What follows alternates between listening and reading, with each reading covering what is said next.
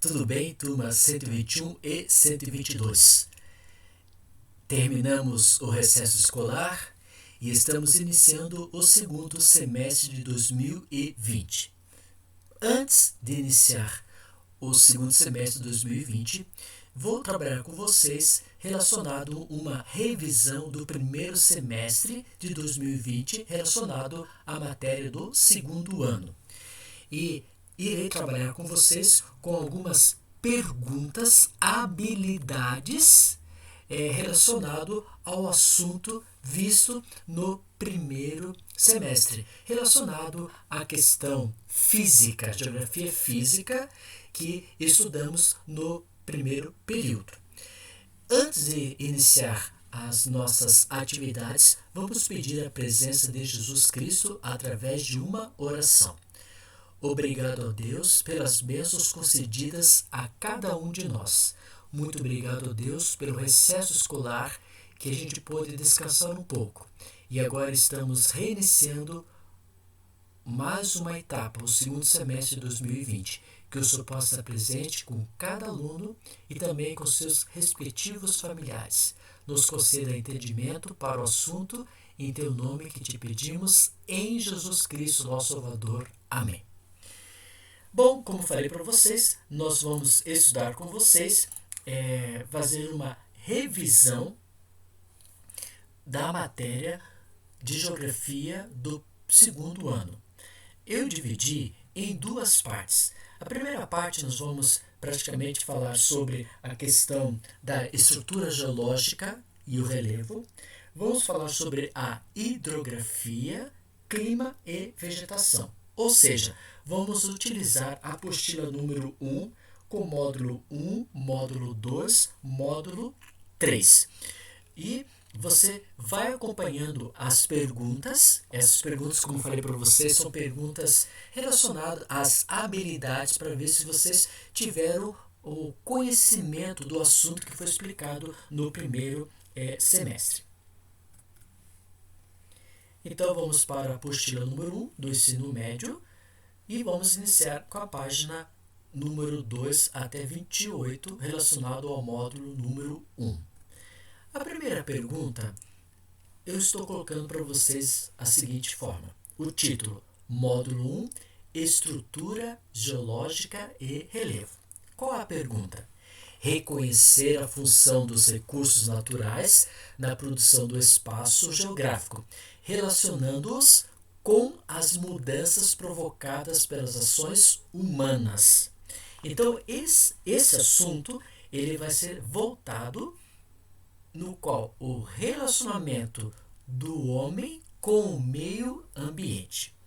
Então, essa pergunta nós vamos direcionar a resposta bem do início da apostila na página número 2 e vamos colocar então a seguinte resposta. Então, repetindo, reconhecer a função dos recursos naturais, você sabe que tem recursos naturais renováveis e não renováveis na produção do espaço geográfico. O que é o espaço geográfico? O espaço geográfico é o espaço físico, o espaço natural. O que é espaço geográfico? O que é espaço físico? O que é espaço natural?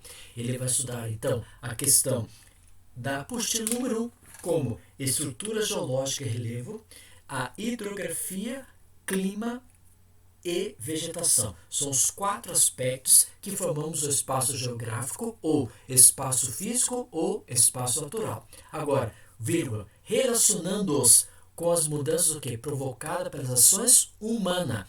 Quem são as humanas?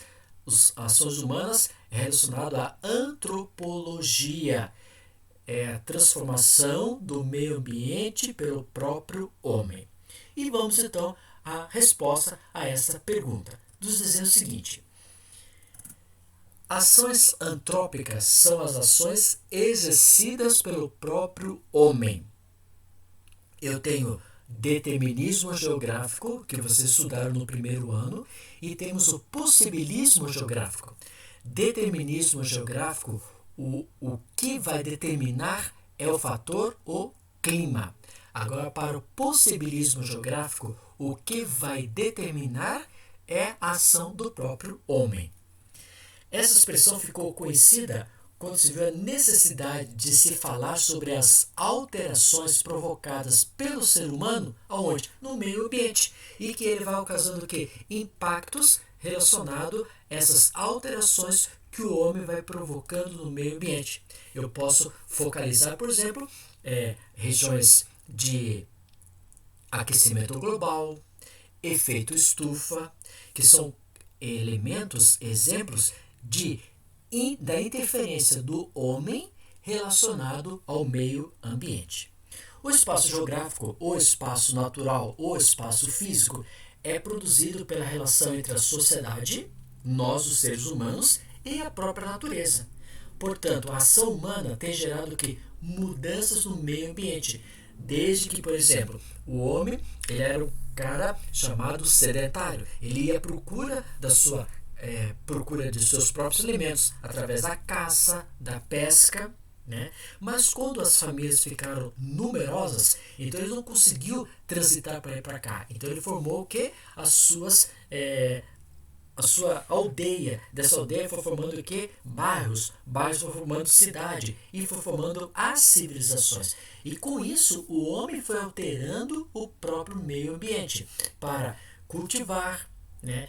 Para colher os seus produtos, para ter água. Então o homem foi gerando nesse espaço do meio ambiente as suas próprias mudanças. E com isso sofreu muitas consequências.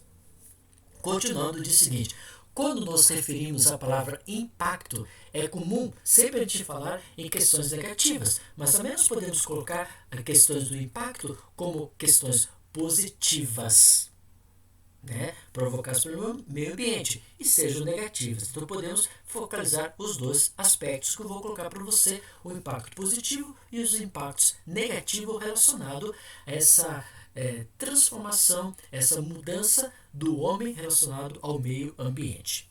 Aqui nós podemos observar, por exemplo, a interação do homem, né, na formação da questão do impacto negativo.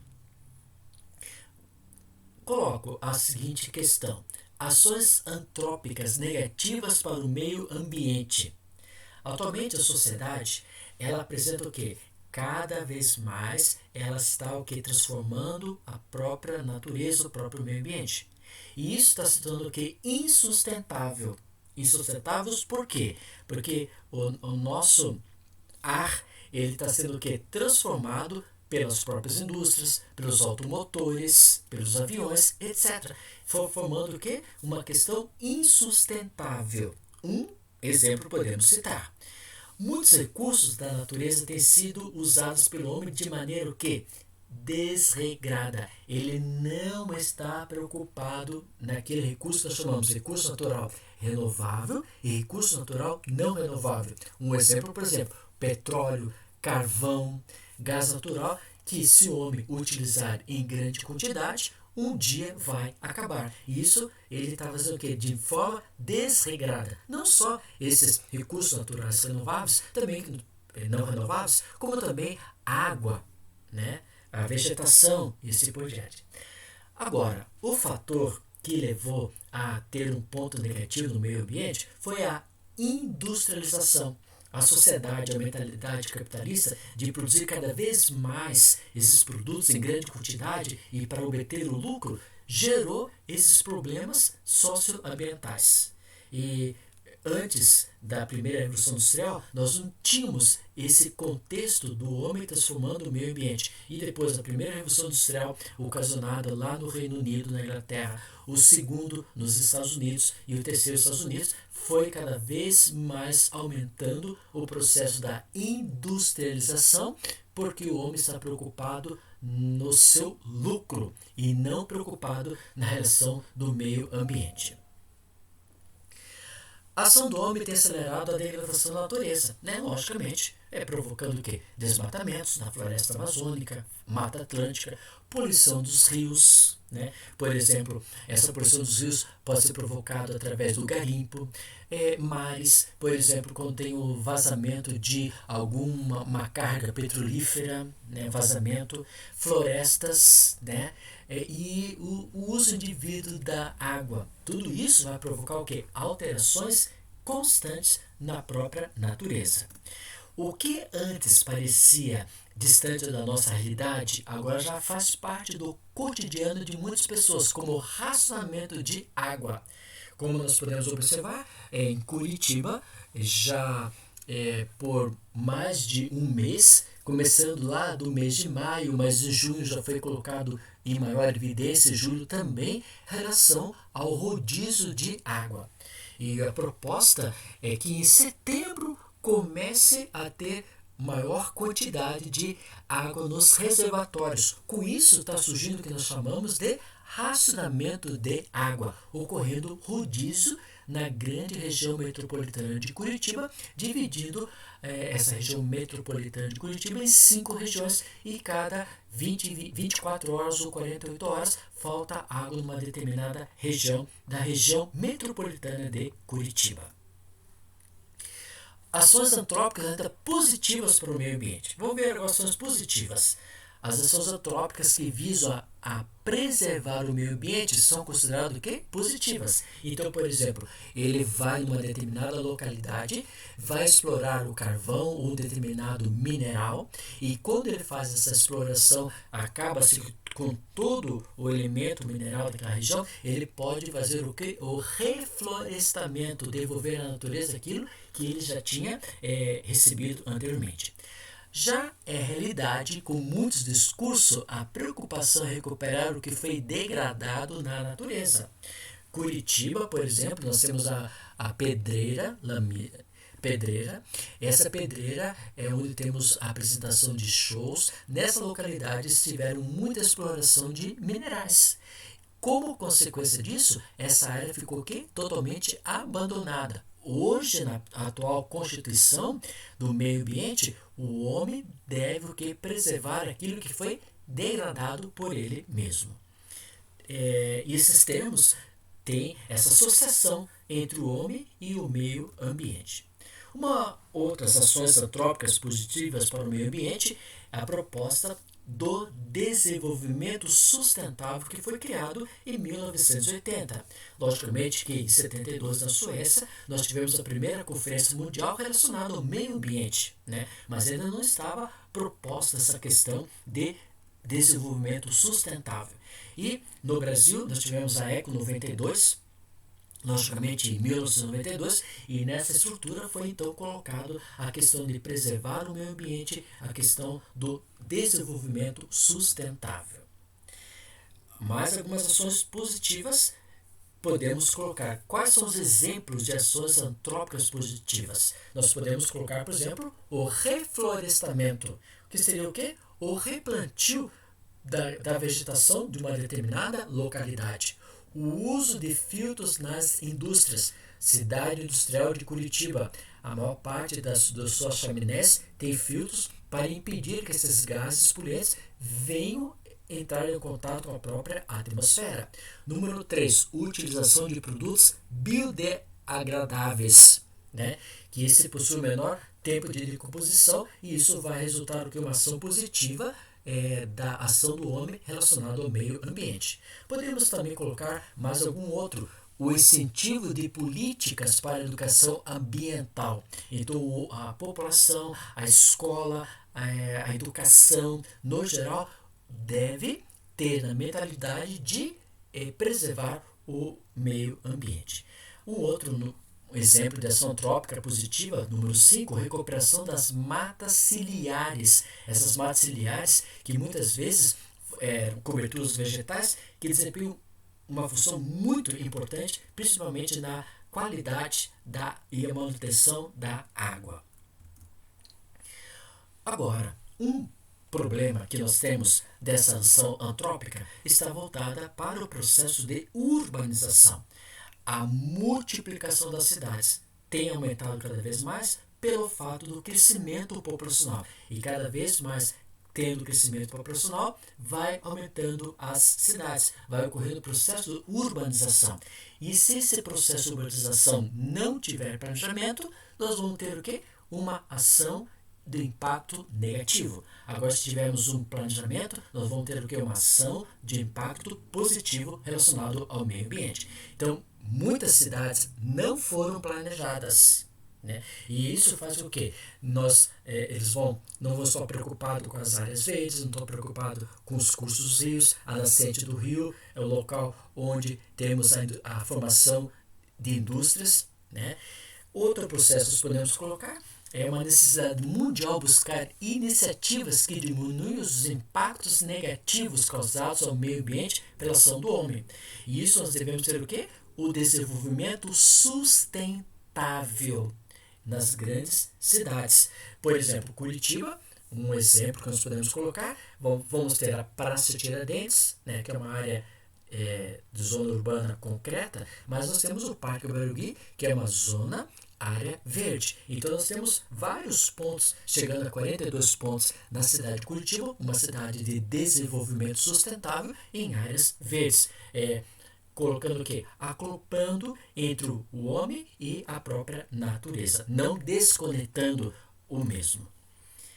Outras ações de impactos positivos no meio ambiente não tão distantes da nossa realidade que nós podemos provocar, que podemos realizar no processo de urbanização. Por exemplo, poupar energia é um fator positivo, usar os recursos hídricos de forma consciente, não usar água assim, eu pago todo mês a fatura para o Sanepar, então eu posso usar a água como eu quero. Não, se tivermos o controle desse recurso de forma consciente, nós estaremos melhorando o meio ambiente. Criar o hábito da coleta seletiva do lixo, né? Separar papel, plástico, lata, lixos de residência, lixos hospitalares, lixos industriais, tudo é seletivo. Não descartar lixos das ruas, nos rios, para que isso não provoque problemas ecológicos, né? E evitar o uso de produtos descartáveis e de material plástico. Com isso, olha só, são 5 pontos que estão bem perto de nós e que nós podemos realizar para controlar o nosso meio ambiente. Então, essa pergunta que foi proposta, ela tem como o quê? Um impacto positivo se o homem controlar o próprio meio ambiente. Na apostila número 1, no módulo 1, da página 5 a 7, vamos ter a próxima pergunta que diz o seguinte: estrutura geológica e relevo. Identificar elementos que caracterizam a macrounidades do relevo da América do Sul. Então, essa é a segunda pergunta para a gente questionar, para a gente refletir. Então, nós podemos colocar aqui. Aqui nesse mapa, você pode observar. Nessa cor aqui que estou passando o mouse, nós podemos observar que é uma região de serra. E esse conjunto de serra chamamos Cordilheira dos Andes. Essa parte em verde que você pode observar, ó, essa parte verde aqui, sim, nós também chamamos de áreas de planície. Aqui nós temos planície litorânea, que é banhada pelo Oceano Atlântico, e aqui nós temos a planície do interior, que é chamada planície amazônica. A mesma coisa nós temos aqui a planície do Chaco, que é a bacia do Paraná, e aqui embaixo a Patagônia. E aqui tem uma pequena incidência de áreas verdes que você pode observar, que é a planície litorânea, e aqui bem embaixo nós encontramos também na região do Ushuaia, no sul da América do Sul, regiões de planícies que são pintadas essas cores em verde. Agora essas cores aqui, laranja, claro e até um pouco mais escuro, são áreas de planalto. Então você pode observar que nós temos uma grande diversidade. Então as três formas predominantes do relevo do macro da América do Sul, nós vamos ter, primeiro, áreas montanhosas, vamos ter áreas de planície e áreas de planalto. E o relevo da América do Sul, ele é fortemente marcado pela Cordilheira dos Andes, como nós vimos, e ele vai ser esse paralelo, né, pelo Oceano Pacífico, né, paralelo ao Oceano Pacífico, que vem lá da Venezuela ao norte até o sul, na região do Chile. Ao oeste da cordilheira, temos quilômetros de costa, né, formado então pela a costa banhada pelo Oceano Pacífico. Na parte leste nós vamos encontrar então algumas regiões de bacias como o Orinoco, o Amazonas, o Paraná, e vamos encontrar o Planalto das Guianas e o Planalto brasileiro, onde vamos ter o Oceano Atlântico. Vamos caracterizar o relevo sul-americano? Ela possui três grandes zonas estruturais. Primeira, a parte oriental, que é constituída por quê? Por planícies e montanhas. E essas vai ter nessa configuração entre planícies e montanhas, também temos áreas de planaltos, como é o caso a planície amazônica, vamos ter o planalto das Guianas, vamos ter o planalto brasileiro, vamos ter regiões de planície como é a Patagônia. As cadeias, ou segunda parte, as cadeias montanhosas andinas de forma recente, aquelas que muitas vezes temos o processo das atividades de tectonismo.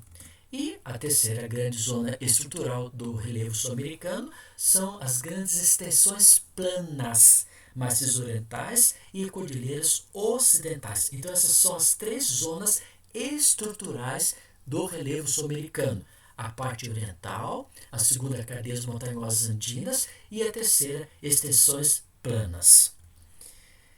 A Cordilheira dos Andes é a cadeia montanhosa mais extensa do mundo, estendendo por mais de 8.000 quilômetros longo de toda a América do Sul, vindo desde lá da Venezuela ao norte até o sul na parte do Chile. É também a segunda mais elevada depois das grandes cordilheiras da Ásia Central. Na Ásia Central ele vai ter picos que chegam a mais de 8.000 metros de altitude, já que na América do Sul vão ter picos um pouco mais de que 6.000 metros de altitude. Diferença mais ou menos de 2.000 metros entre uma e outra. E as regiões, essas paralelas, formadas por várias áreas de depressões, que recebem o nome de planaltos ou antiplanaltos, que estão a 5.000 metros de altitude. Agora, a maior parte dos cumes andinos tem origem o quê? Vulcânicas. E estão o quê? Os cumes andinos têm origem vulcânica e aproximam-se dos 7.000 metros de altitude. Já a cordilheira do Himalaia, o Monte Everest, já ultrapassa 8.000 metros de altitude a nível do mar. E aí nós podemos observar aqui nessa lista que eu citei para vocês, temos uma grande configuração de áreas montanhosas, todas de origem de cumes andinos de origem vulcânica. E você pode observar nessa relação que eu coloquei, o Aconcagua com 6.960 metros a nível do mar. Agora, lá na cordilheira do Himalaia, que nós temos o Monte Everest, ele vai chegar com 8.864 metros a nível do mar. A origem geológica da cordilheira do Himalaia, logicamente, ele está no período Cretáceo. E nesse período, logicamente, nós tivemos erupções vulcânicas, tivemos terremotos, e com isso teve o choque dessas placas, dando origem à cordilheira dos Andes. Esse choque, essas erupções vulcânicas, elas se atrelaram esse choque entre o Oceano Pacífico e o Oceano Atlântico. Então o Oceano Pacífico teve a formação da cordilheira do Andes e o Oceano Atlântico então teve a região da formação de planaltos. Planaltos, como nós podemos observar, nós temos de uma forma de escudo cristalino formado nessa pré-cambriana. Por ser um escudo cristalino, nós vamos ter uma grande concentração de minerais. Os planaltos também nós temos aqui na região do Brasil, com mais de 2.000 metros, 2.995 metros de altitude, é o Pico da Neblina, que fica na região ao norte do Amazonas. Já o Planalto brasileiro, ele vai estender-se praticamente em todo o espaço brasileiro, não ultrapassando esses 2.000 metros de altitude. Por exemplo, Curitiba, 900 metros de altitude, São Paulo, 1.200, então não chega a uma altitude acima de 2.000 metros, como é o caso lá do Pico da Neblina. A Patagônia é outro exemplo de planalto que está situado no sul da Argentina, e lá na fronteira com a junção do Chile com a Argentina, nós temos o Estreito de Magalhães, a Terra do Fogo, onde encontra o extremo sul da Patagônia. Também temos áreas de planície. Essas áreas de planícies vão ser formadas nas áreas terciárias e áreas quaternárias, e vai ter como um exemplo típico a planície amazônica, a mais importante delas, apresentando altitude até 100 metros acima do nível do mar. Também nós temos a bacia do Orinoco, que fica nos Andes venezuelanos, ou bacia do Orinoco. Pode ser escrito Orinoco ou Orinoco, como se pode observar. E além dessas bacias que foi citada, a Amazônica, que é a mais importante, depois o Orinoco, nós temos outras bacias. Paraná, que ela vai pegar o Brasil e também a Argentina. Temos o Chaco, que fica na fronteira entre o Brasil e a questão da Argentina. Temos o Pampas, que fica aqui no sul da América do Sul, principalmente no sul do Brasil, e a Patagônia, na região da Argentina. Vamos agora para a apostila número 1, módulo número 2. Quem tiver a apostila, eu estou abrindo lá na página 29 e 30, relacionado a essa próxima pergunta. Módulo número 2, a hidrografia. E aí diz o seguinte a pergunta: identificar os elementos que constituem uma bacia hidrográfica a partir de uma imagem satélite, descrevendo as possibilidades de aproveitamento do espaço no seu curso. Quando eu falo, eu tenho uma imagem de satélite, então, logicamente, eu vou identificar todos os elementos possíveis de uma bacia hidrográfica. E aí nós vamos ao conceito de bacia hidrográfica, né? São áreas do território ou de uma região composta por um rio principal e os seus afluentes. Por exemplo, o rio Belém deságua no rio Iguaçu, o rio Iguaçu deságua no rio Paraná, o rio Paraná deságua na bacia Platina. Então, são afluentes, cada vez um vai aumentando a superioridade de águas. Elas são separadas por estrutura de relevo. Essa estrutura de relevo pode ser morros, pode ser montanhas, né, como você pode observar. E as águas são sempre direcionadas pela topografia do relevo. Esse relevo pode ser de forma de planície ou de planalto, conforme a estrutura da erosão do local. E as formas do relevo levam também essas águas menores, como riachos, córregos e rios pequenos, que são o quê? Que vão abastecer outros rios, e esses rios vão abastecer os mares, e os mares vão abastecer os oceanos. Geralmente, o nome de uma bacia hidrográfica sempre vai receber o nome do seu rio. Por exemplo, falo em Bacia Hidrográfica do Paraná, que vai ter o principal rio, o Paraná, que faz a fronteira ali entre Foz do Iguaçu, Brasil, e Cidade Leste, Paraguai.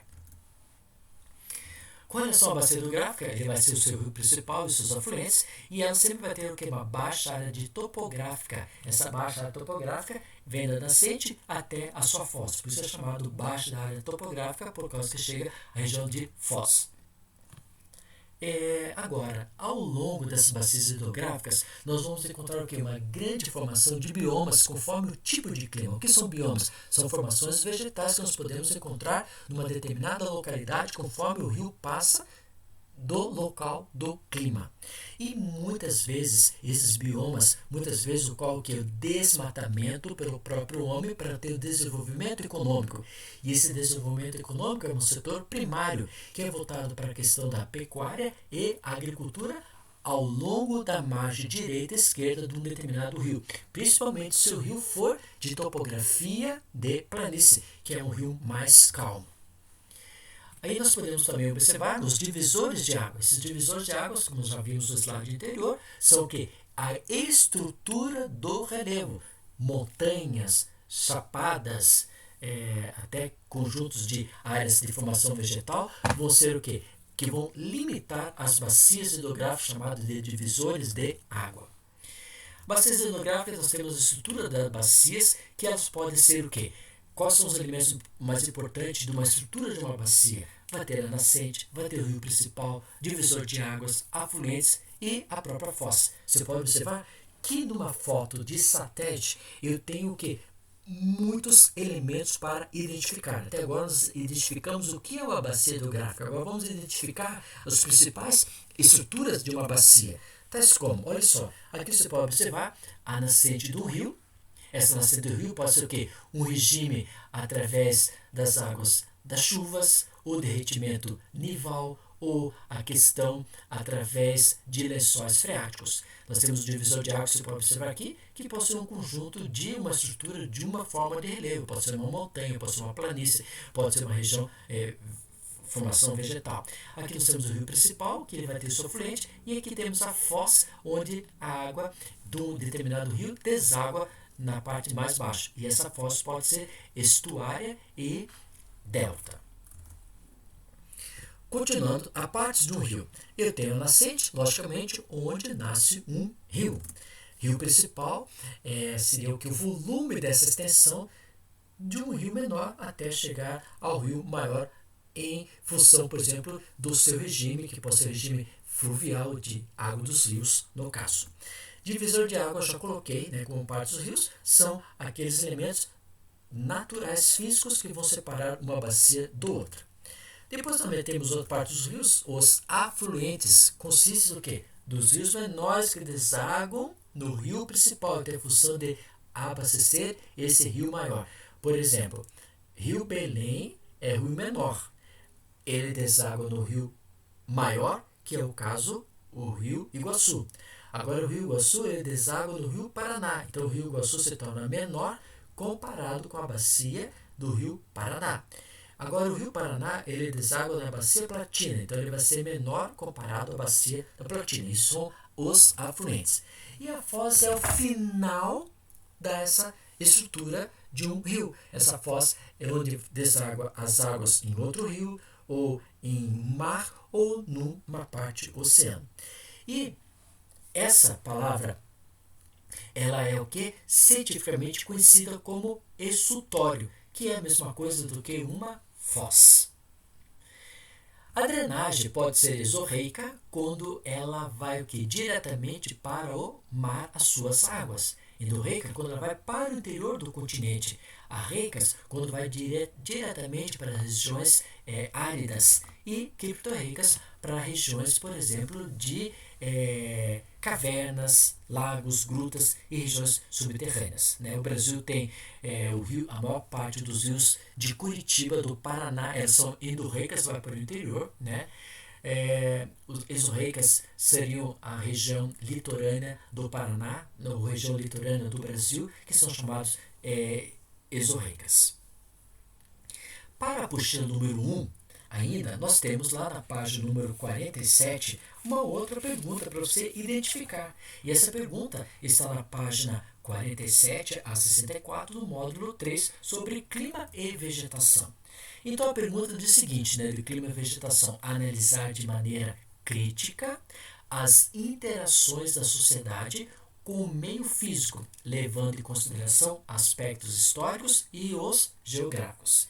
Então, essas perguntas são perguntas de habilidades e conhecimento na área de geografia relacionado ao clima e vegetação, para termos o quê? O processo histórico e geográfico. E aí, para responder essa pergunta, eu vou, por exemplo, lá para a página número 48 do seu livro e página 49, formando, por exemplo, as principais áreas de zona climática que nós temos no mundo. Por exemplo, aqui nós vamos ter nessa linha chamada linha do Equador. Essa linha do Equador vai ter o quê? A divisão que nós conhecemos como a zona equatorial. Então nós temos o que? O clima equatorial. Então o Brasil, você vê, 5 graus ao norte, nós temos áreas de clima equatorial no Brasil.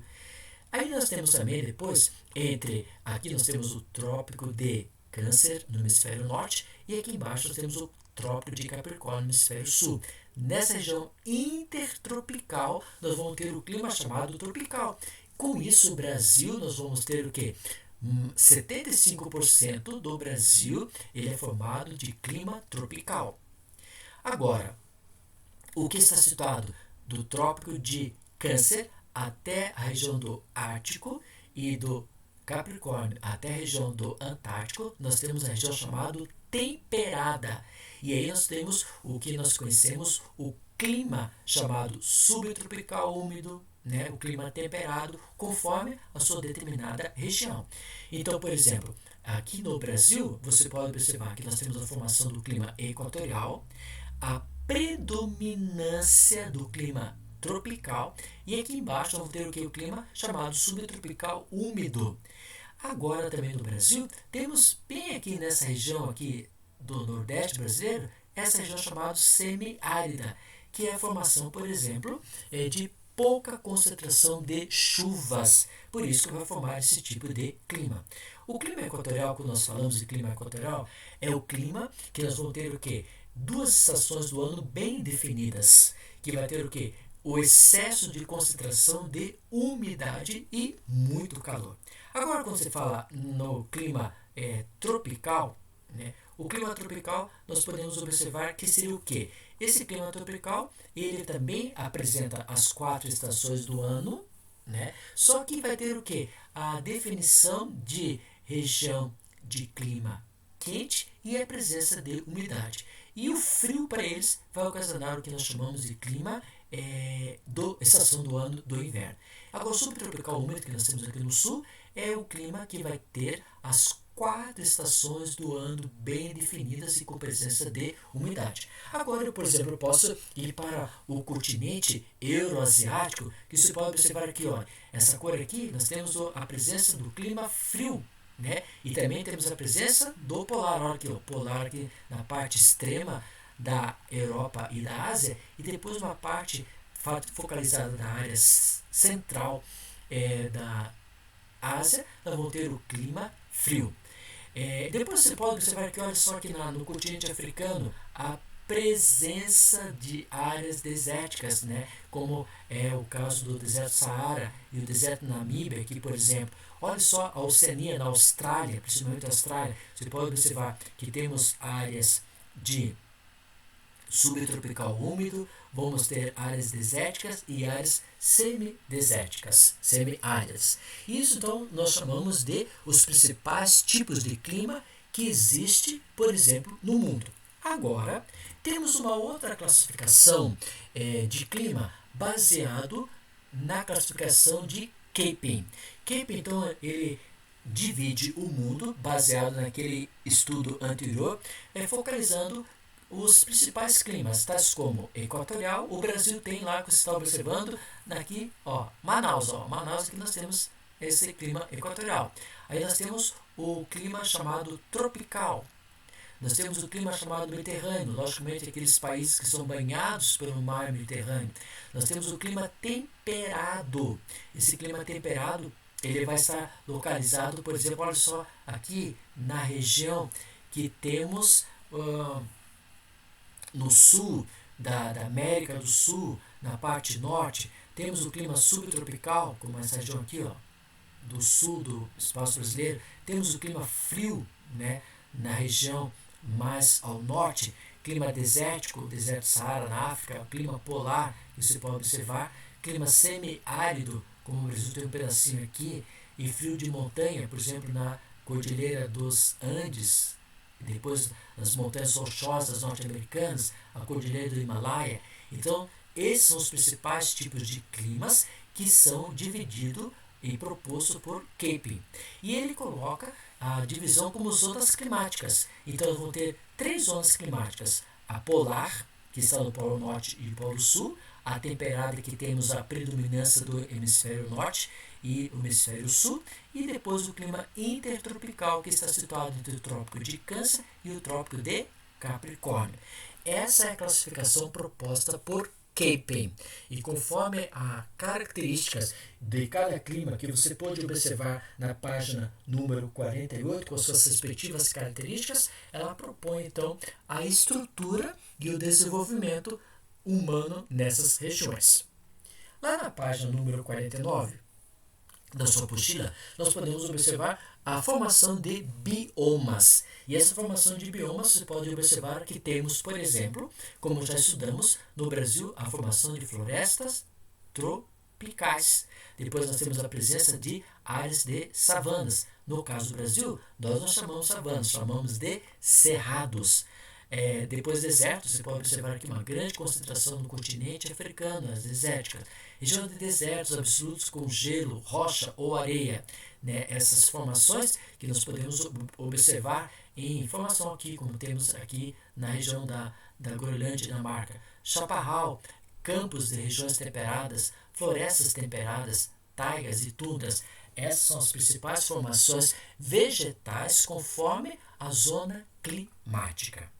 Tá? Então essa associação, o homem então, ele no determinismo geográfico, como eu iniciei a aula, o que vai determinar a formação da própria formação vegetal é o próprio clima.